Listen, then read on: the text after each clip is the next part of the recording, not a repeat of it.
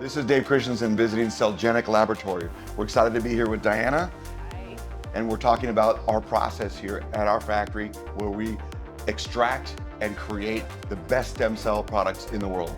Behind us here is where we grab our native umbilical cords and we go through a multi-step process where we go to level 3 of extracting the stem cells.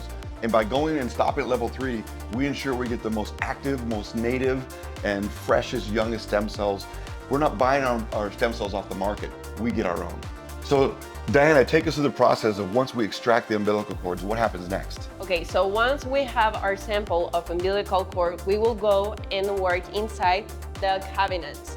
These cabinets are special because they keep the particles under control so that our air is pretty clean and sterile environment. So that's where we are going in to dissect the umbilical cord so that we can find the Wharton's jelly. Wharton's jelly, we're gonna separate it through a mechanical technique which is called the explant technique. This is where we can get these cells to our cell culture flask where they are going to expand and grow. After we extract the stem cells and make them active, we put them in a special agent that protects them during the freezing process. Here they go into cryo-freeze and go down 186 degrees centigrade to protect them and preserve them over time.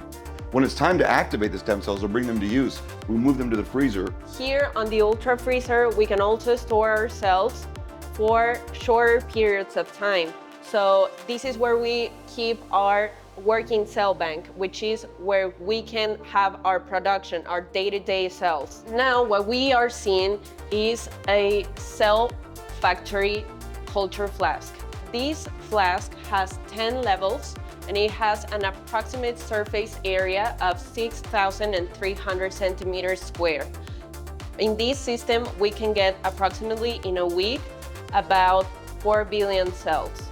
So we're talking about producing upwards of 200 vials a week of active stem cell product. Exactly. In the best case scenario, we can have over that quantity 20 million each per vial, which is a lot. Wow. So now they're going to be extracting the stem cells into these conical tubes, and each of these tubes will be placed in the centrifuge where they spin and separate out the medium that's used to help preserve the stem cells over time.